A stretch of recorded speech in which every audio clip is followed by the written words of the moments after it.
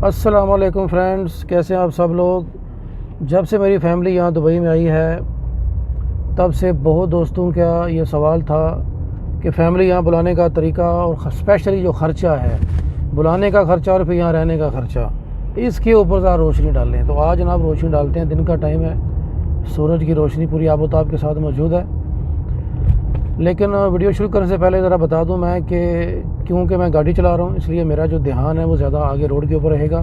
तो हमारा जो आई कांटेक्ट है वो कम से कम होगा, ज़्यादा मैं सामने की तरफ ही देखूंगा, मेरा ख्याल है वो भी क्योंकि ज़रूरी है।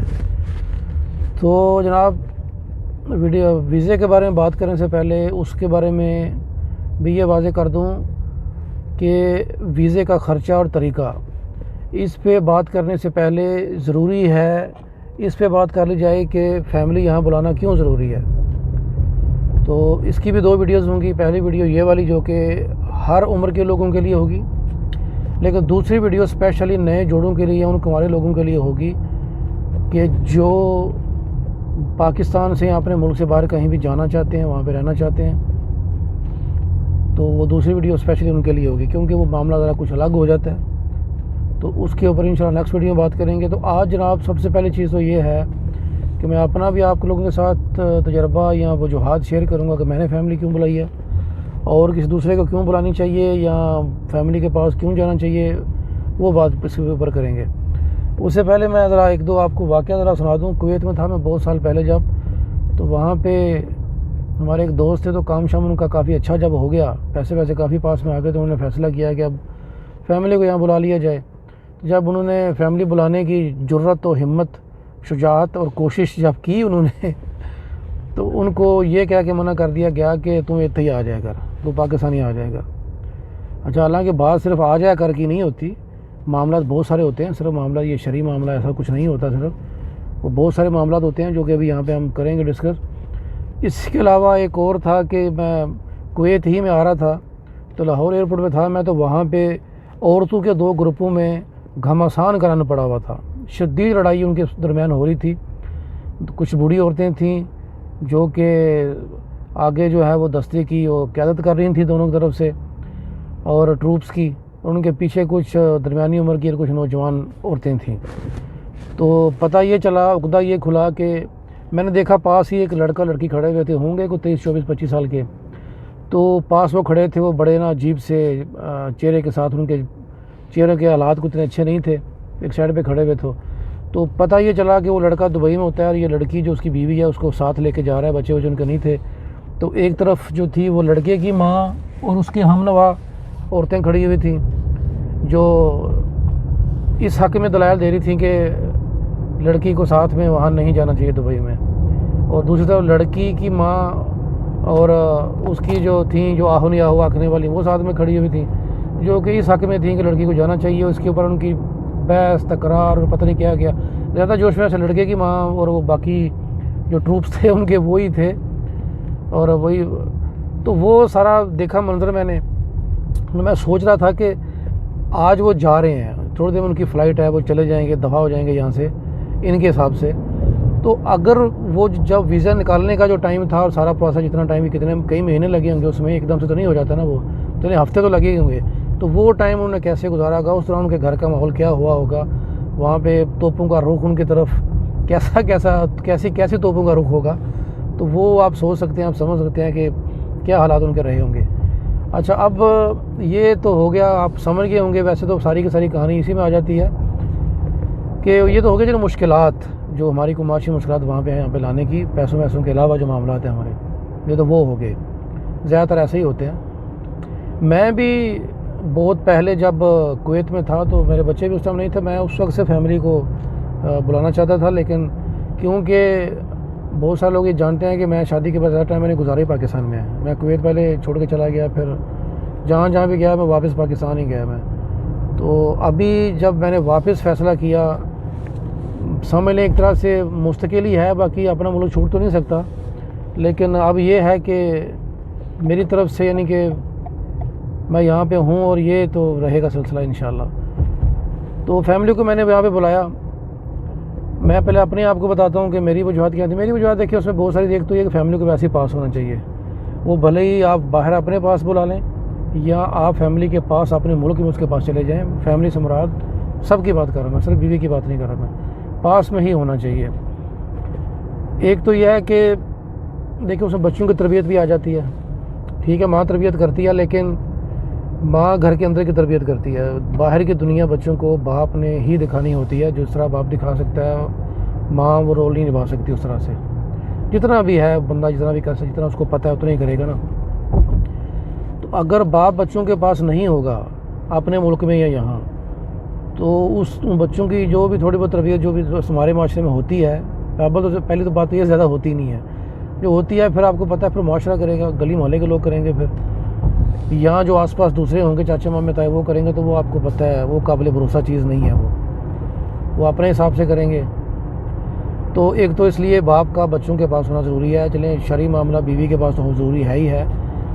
और दूसरे नंबर पे इसमें यह है कि हज़रत उमर की वो एक वाक़या भी आपको पता ही है कि जिस वाक़े के बाद उन्होंने सिर्फ 4 महीने का ही वो कहा था। उस ज़माने में जब ट्रांसपोर्टेशन भी ऐसी खास नहीं थी, तो दूर दूर जंगें चल रही थी, वहाँ से भी उनके जो मुजाहिद थे, जो उनके फ़ौजी थे, वो 4 महीने बाद घर पे आते थे। वो चीज़ भी आ गई। लेकिन जैसे कि मैंने पहले कहा कि सिर्फ वही नहीं है, वैसे भी पास में होना, वक्त गुजारना और ज़िंदगी के 100 मामला और भी होते हैं जिनके लिए घर पे होना ज़रूरी है। तो एक तो वजह ये होगी। बाकी मेरा ये था कि मेरे बच्चे तकरीबन 1 साल से स्कूल नहीं जा रहे थे। 9th और 10th के स्टूडेंट थे, तो स्कूल उनका ख़त्म कर दिया गया या हो गया जैसे भी था।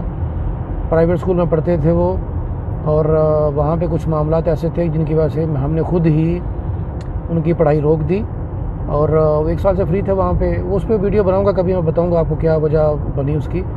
जब हुआ तो मेरे पास टाइम बहुत कम था, मैं नेक्स्ट दिन अगले दिन की मेरी फ़्लाइट थी, तो काफ़ी टाइम से चल रहा था, गौर फिक्र था। लेकिन वो लास्ट जब मेरी मीटिंग हुई उनके टीचर से, तो उसके बाद मैंने फ़ैसला किया कि यहाँ पे पढ़ना बच्चों का मुनासिब नहीं है। अभी तो अगले दिन की मेरी फ़्लाइट थी, मैं यहाँ पे आ गया, तो 1 साल उस चीज़ को हो चुका है। तो वो जो स्कूल के बाद अभी जो घर पे फ्री थे, जो करना चाहते थे, उसके लिए जो सहूलियत चाहिए थी, जैसा कि फ़ास्ट इंटरनेट वगैरह, वो पाकिस्तान में नहीं था। आपको पता है पाकिस्तान में अगर आप इंटरनेट ले भी लें फ़ास्ट के नाम पे, तो रुपये में से आपको 54-58 मिलती है, बाकी 2 चला जाता है वो नहीं होता। वो जितना बताया जाता है उतना होता नहीं है वो।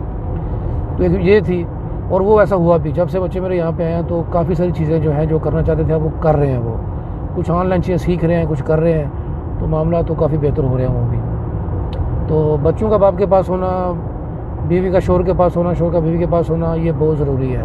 मुझे पता है हर बंदा अफोर्ड नहीं कर सकता, ख़ासतौर पर मेरे जैसे जो मजदूर टाइप लोग हैं वो तो बिल्कुल ही नहीं कर सकते, मुझे पता है इस चीज़ का।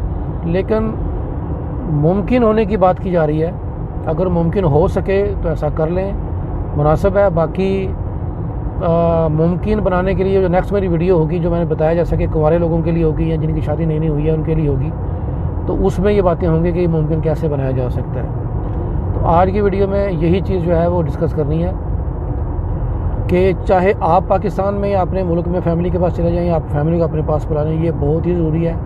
वो ज़माना आ चुका है, बल्कि हमारा ये ज़माना क्या, पुराने ज़माने भी ऐसे थे, थोड़ा सा मामूली फ़र्क के साथ है, बिल्कुल ऐसे ही था वो कि आप अपने राइट हैंड पे भी भरोसा नहीं कर सकते। सगा बाप, सगी माँ, जो वो कर सकती है वो कोई नहीं कर सकता बच्चों के लिए, फैमिली के लिए।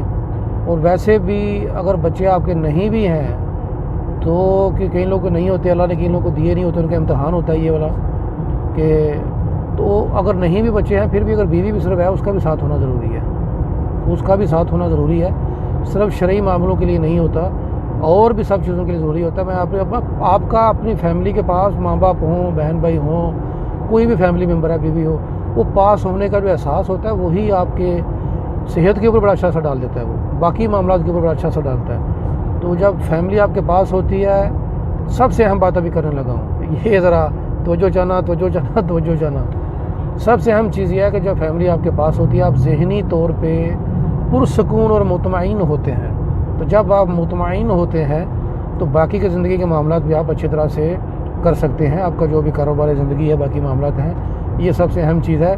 बच्चों की तरबियत से भी तो है, वो तो चले बाद की बात है। पहली चीज़ ही आपके ऊपर आती है कि आप अपनी ज़िंदगी के मामला अच्छे से कर सकते हैं। मैं आपको अपनी मिसाल लेता हूँ कि जब से मेरी फैमिली यहाँ पे आई है, बल्कि उससे कुछ अर्से बाद ही, 1 महीने के अंदर ही मुझे मेरे यहाँ के जो दोस्त हैं, उन्होंने, मैं जिनको काफ़ी दिनों के बाद मिला, तो उन्होंने पहली चीज़ जो मुझे बताई, यही बताई थी कि तुम्हारी सेहत पहले से बहुत बेहतर है। इंसान के चेहरे के ऊपर चीज़ें नज़र आ जाती हैं, वो चीज़ें जो होती हैं। तो ये जो दो मैंने आपको चीज़ें बता दी हैं, यही बहुत बढ़िया है कि इंसान की अपनी सेहत के लिए, उसके ज़िंदगी के दूसरे मामलात के लिए फैमिली का पास होना बहुत ज़रूरी है। ज़िंदगी एक ही बार मिली है। फिर बच्चों की तरबियत के लिए, ये इसके लिए भी बहुत ज़रूरी है। बहुत सारी कहानियाँ मेरे पास कि बाप सारी ज़िंदगी बाहर रहा है, अपने मुल्क से पैसे भेजता रहा है, और बच्चे जो हैं उनकी ज़िंदगियाँ जो हैं वो काबिल रहम थी बाद में। इवन उनके अपनी बीवियों का जो हालात थे, तो ठीक है मजबूरियाँ होती हैं, मजबूरी में इंसान करता है। लेकिन बहुत सारे लोगों को मैं जानता हूँ जिनके पास वसाइल भी हैं, जो फैमिलीज़ बुला सकते हैं यहाँ पे, लेकिन इसके बावजूद उनकी फैमिलीज़ उनके साथ नहीं है। कई वजूहत हो सकती हैं उनकी, डिस्कस करेंगे इसके ऊपर भी इंशाल्लाह। और बड़े बड़े मामलात हुए लोगों के, जो थोड़ी पहले आपको बताया मैंने कि बच्चे वहाँ पे थे और बंदे यहाँ पर थे।